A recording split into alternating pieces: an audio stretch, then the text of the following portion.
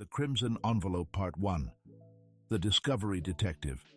Marcus Hartwell had seen 32 years on the force, enough to know that Tuesday afternoons in suburban Millbrook rarely brought anything more dramatic than stolen bicycles or noise complaints. That's why the call from Robert Chen caught him off guard. "Detective, I need to report a crime." Robert's voice trembled through the phone. "My wife, I think she's been murdered." Marcus arrived at the Chen residence within 20 minutes. The house stood pristine on Maple Drive, its manicured lawn and white picket fence the picture of American domesticity. Robert answered the door, his expensive suit wrinkled, his eyes red-rimmed. "She's upstairs," Robert whispered. "I came home early from work and found her." Jennifer Chen lay on the bedroom floor, her auburn hair splayed across the hardwood like a dark halo. A wine glass had shattered beside her, crimson liquid pooling beneath her head, though Marcus quickly realized it wasn't wine. Blood had seeped from a wound at the back of her skull. "Did you touch anything?" Marcus asked, already knowing the answer from the disturbed scene. I tried to help her. I didn't realize she was already gone." Robert's hands shook as he spoke. "We had an argument this morning. About nothing, really. I left angry. And now she's—" Marcus noticed something peculiar. On the dresser sat a crimson envelope, unsealed, with a single sheet of paper visible inside. He carefully extracted it with gloved hands. "Robert will never understand. Meet me at our usual place." "M." "Who's M?" Marcus turned to Robert, watching the man's face carefully. "I have no idea." Robert's confusion seemed genuine. Jennifer never mentioned anyone by that initial. But as Marcus surveyed the room, inconsistencies began to emerge. The blood splatter pattern suggested Jennifer had fallen backward, yet the supposed murder weapon, a bronze bookend, lay near the window, several feet away. The bedroom door showed fresh scratches on its interior side, and Jennifer's phone sat on the nightstand, unlocked, frozen on a text conversation that had been hastily deleted. Part 2. Unraveling Threads. Marcus spent the next 48 hours reconstructing Jennifer Chen's final days. Her credit card statements revealed regular charges at the Riverside Cafe, always on Thursday afternoons.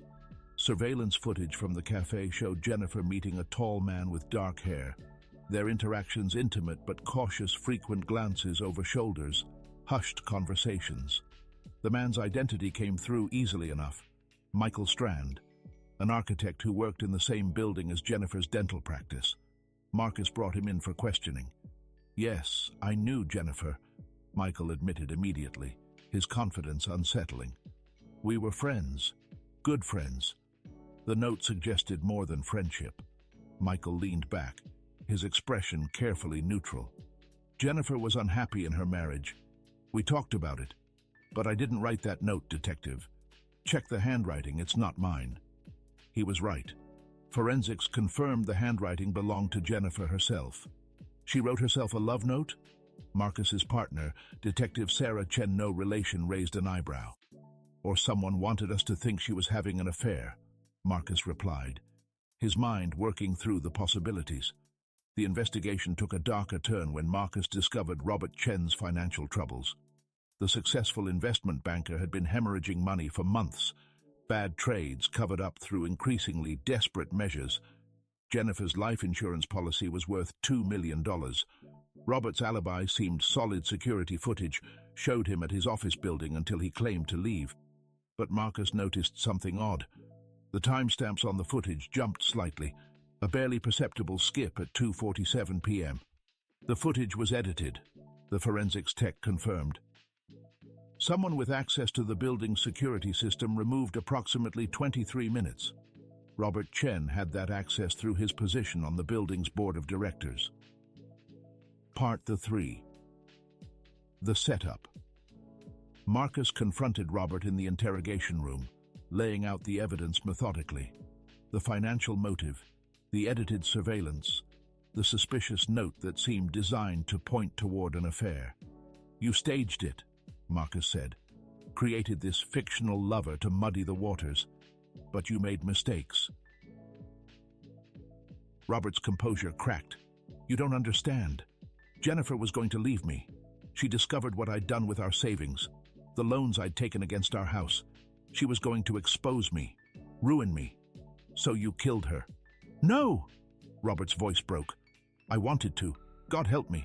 I thought about it. But I couldn't. When I came home, she was already dead." The confession surprised Marcus. "You're saying someone else killed her? I know how it looks. The money problems, the affair rumors I helped spread afterward to protect myself. But I didn't kill Jennifer. I loved her, despite everything." Marcus studied the man before him. 32 years had taught him to recognize truth, even when it came from guilty lips. Robert Chen was hiding something, but perhaps not murder. "Tell me about Thursday afternoons," Marcus said quietly. Robert's face paled. "How did you... Your wife met Michael Strand at the Riverside Cafe every Thursday. What were you doing during those meetings?" "Following them." The admission came in a whisper. "I hired a private investigator. I knew something was wrong. Jennifer had become distant, secretive. The investigator confirmed she was meeting someone. And you never confronted her?" "I was afraid of what I'd find. That she knew about the money. That she was planning to leave." Robert's hands trembled. The investigator's last report came the day before Jennifer died. It said they were just talking, that there was no physical affair. Jennifer was confiding in Michael about her marriage. About me. Part 4. The truth. Marcus returned to the Chen house, something nagging at his instincts. He reviewed the crime scene photos again, focusing on details he'd initially dismissed. The scratches on the door, the position of the bookend, the angle of Jennifer's fall. Then he noticed something in the background of one photo, a small camera hidden in the smoke detector. The footage from the hidden camera revealed everything. Jennifer had installed it herself, documenting her own suspicions about Robert's financial crimes. But the recording from her final day showed something Marcus hadn't expected. Jennifer was alone in the bedroom, pacing, her phone to her ear. The audio was muffled but detectable. "I know what you did, and I'm going to tell everyone unless you stop. No, I don't care about the money anymore, because people deserve to know the truth." She ended the call, then suddenly turned toward the door. Her expression changed to shock, then fear. Someone entered, but the camera's angle couldn't capture who. There was a struggle, brief but violent. Jennifer fell, hitting her head on the dresser's edge. The attacker stood over her for a moment, then fled, never entering the camera's frame. But Marcus noticed something crucial. When the attacker entered, Jennifer hadn't said a name, she'd said a word. "You." Not surprised recognition, but shocked betrayal. She knew this person, but didn't expect them to be there. Marcus reviewed Jennifer's phone records again, this time focusing on deleted calls. One number appeared repeatedly, always deleted immediately after. He traced it. The number belonged to Sarah Hartwell, Marcus's own partner, and Michael Strand's ex-wife. Part 5. The betrayal. The pieces fell into place with sickening clarity. Sarah had been feeding Marcus information throughout the investigation, subtly steering him toward Robert. She'd been first to suggest the financial motive, first to point out the edited surveillance footage. Marcus found Sarah at the precinct, calmly finishing paperwork. "We need to talk," he said, his voice carefully controlled. "About Jennifer Chen." Sarah's expression didn't change, but her fingers stopped moving across the keyboard. "What about her?" "You knew Michael Strand. You were married to him. Ancient history. We divorced 3 years ago. Jennifer was confiding in your ex-husband about her marriage, about leaving Robert." Marcus watched her carefully. "That must have bothered you." "Why would it? Michael and I are over. Because you weren't over him. You'd been trying to reconcile. Michael told his colleagues about a complicated situation with an ex who couldn't let go." Marcus pulled out Jennifer's phone records. "You called her repeatedly in the weeks before her death. She kept deleting the calls. Why?" Sarah's mask finally cracked. She was going to ruin his life again. Again? Jennifer wasn't his first married friend.